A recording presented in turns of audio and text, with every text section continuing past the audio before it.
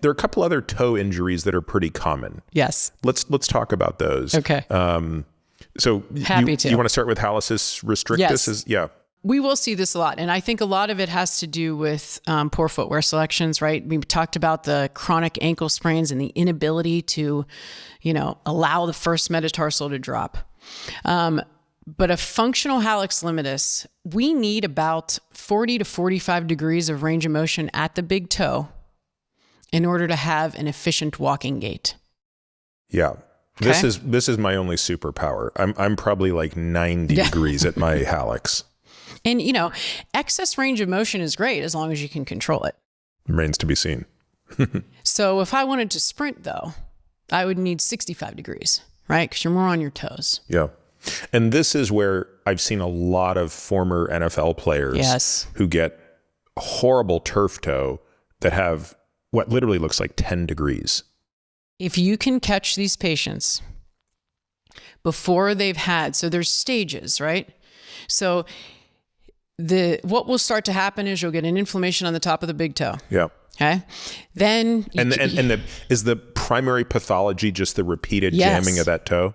Right, the instability at the first ray, and then they can't drop the first met down, so they start to irritate the top of the joint. It'll be red, it'll be swollen, and these patients suffer. I'm on a Facebook group for Hallux rigidus. It's a support group, and the reason I'm on it is because I find it it's a constant battle for these people for footwear. Because they're like, I need a shoe that's going to eliminate me using my big toe because it hurts when they try to extend it. And have these patients all experienced trauma? No. If they've had like something fall on their toe, if they've had turf toe, then yes. But a lot of them, this is weakness. This is poor footwear. That's why I think a lot of these diagnoses at the foot can be prevented. This is proactive healthcare. Mm-hmm. You want to talk about your eggs in your book? I love that story. Okay. There's no better way to stop the eggs from being thrown than by taking care of our feet from the ground up. But I digress. So, is your treatment, let's assume that the trauma was in the past, it's not an acute issue. Is the treatment the same where, you have to get mobility back by strengthening? Yeah. When I always say earlier intervention is better. Even if there's been trauma, you do not want to immobilize something. We know that. When you immobilize, it starts this cascade where, you start to change the neurological input to the tissue. Mm-hmm. And it just really will create an environment where movement will be altered. So even in those initial stages, we're doing like big toe ranges of motion. It seems so, I always tell my patients, if I don't get excited about you exercising your big toe, but you have to be. Now, sometimes, remember when I had my little toe injury 3 months ago, which still hurts, like not as bad, but it's amazingly sore still. That first weekend when I was, the thing was black and blue, you still had me doing isometrics. I'm still doing them, by the way. And they do, anytime I'm in pain, 5 minutes of isometrics actually makes me feel better. Mm-hmm. Why is that? I call isometrics my pain meds for my patients. Yeah. So tell people what I'm doing. Yeah. Tell people the exercise you had me do and why it's helping. With the big toe, what we'll have if there's an irritation in the joint per se. And just so people know the injury, I had an injury where I got hit on the front of the toe. So it just jammed the toe back. And I sent you a photo the next day. I've never seen, you've probably seen this. For me, the entire side of the foot was just black and blue. I didn't get anything x-rayed because I didn't think anything was broken. I was going to ride it out. And within a few days, I knew nothing was actually broken because I could touch the bone. The pain all seemed to be ligament pain. Yeah. It was, and to this day, it's still very tender to touch the side. And I think if someone looks at their foot and they see that, they're like, oh my gosh, I better just do nothing. But yes, right away, what we had you do was, put the toe in a position of a little bit of extension or something that was comfortable. And then you're basically just contracting on both sides of the joint. So you're pressing down and then you're trying to lift up, but you're getting some type of movement. Isometrics. The reason I call them my pain meds is I will tell my patients, whenever you feel pain, isometrics are safe for you to do, because what they do is they decrease cortical inhibition. So when we have an injury, think of it, we'll go to a race car, okay? We have a cortical accelerator, right? So information coming from our brain, and we also have brakes. We want the accelerator and the brake to be in balance of one another. When we have an injury, our foot's on the brake. So if I'm trying to change my movement or improve my movement pattern, I got to let off the brake. And that's what isometrics do. They decrease that cortical inhibition. And to be able to do that right out of the gates is extremely important. Yeah, before the damage sets in and you create a long-term pattern of rigidity. Yes. So when you can find these patients that still have, when you're doing a calf raise, for example, someone who has pain at their big toe, they'll be like, I cannot do that. It hurts too much. It's pinching. But I'll put a band around their ankle, for example, and I'll pull it to the outside. Remember, that's where peroneus longus lives, on the outside of the leg.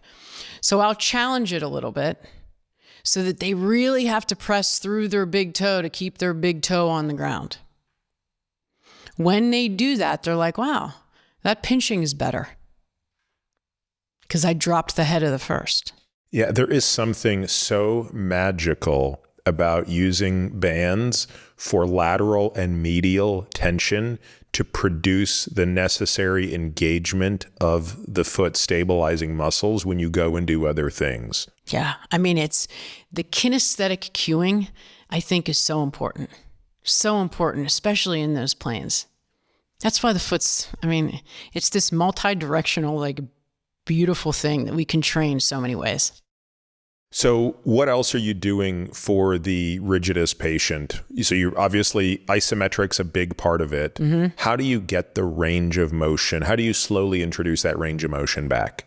If they are in a functional hallux limitus, which means that they can still utilize their big toe based on if I increase strength of peroneus longus, for example, if we work on range of motion at the big toe, all of those things are key. If you don't do it then, it will progress into hallux rigidus, and I don't consider those the same diagnosis. Hallux rigidus, there's been so much arthritic change to the joint that now you maybe have 5 degrees. So the toe's basically fused almost. So rigidus you're associating with the bony arthritic changes, whereas limitus is, hey, your bones, you still can anatomically move. You are limited because of the musculature. And you'll see some type on a film, you may start to see like an exostosis or like lipping, right? Because there is, Wolff's Law, they'll start to have changes within the bone, but it's still a functional joint. And that's when I get excited because I'm like, let's do this. Let's fix this thing. Because if not, if that progresses to hallux rigidus, it's game over. Now our treatment has completely changed, meaning that I have to look at putting them in a certain type of shoe that's going to rocker them through their toe because they now have lost 4-foot rocker. They cannot rocker through their toe. What percentage of people with hallux limitus will progress to that phase of disease? Unfortunately, quite a bit. Wow. Because this message isn't quite out there as much as it needs to be. Because those two diagnoses are often married. When people start to see arthritic change at the toe, they're like, wow, this is hallux rigidus. I'm like, no, it isn't actually. You still, if I drop your metatarsal down, I can still give you 40, 45 degrees. Hold on a second. Let's train this thing. But without knowing that, and you start to have pain at your big toe, the initial intervention is a carbon plate under the toe. So they sell these little inserts where you can put in your shoe so that your big toe isn't bending at all. Some type of orthotic or very stiff shoe. And these patients will be like, oh, this feels great. And I'm like, yes, because you're not moving it anymore. But if you stay on that path too long, you'll lose the ability forever. Correct. And you want to talk about what happens up the chain. When I see patients walk with hallux rigidus, for example, they can't roll through their foot. So they can't push off at 45 degrees out of their big toe. So now what they have to adopt is this is what their foot looks like. So they have more knee flexion, for example. And then their hip has to be hiked with every flexion, step. Right? And it's like, what are you doing? But, I always want to instill hope because there's always hope. You have to do that. And even if patients have a fusion in their big toe, even if they have hallux rigidus, you've lost range at one joint, but you haven't lost range at your ankle and you haven't lost range at your knee or your hip. Those ranges of motion will be compromised, but let's just train them. Let's rocker you through the big toe. Let's give you drills to give you knee extension, to give you hip extension, because we know you're not going to have access to it any longer. So let's just give you things to work on. And that's where I think I want the two worlds to marry, right? Like oftentimes there is a time and a place for these surgical interventions. But once that's done, there's so much more that can be done so that we don't start seeing sequela of that up the kinetic chain. I'm Peter Attia.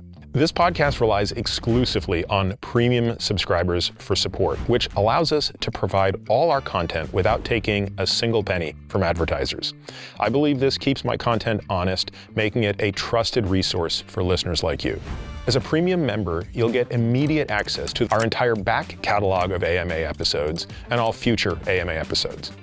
You'll get longevity-focused premium articles packed with actionable insights.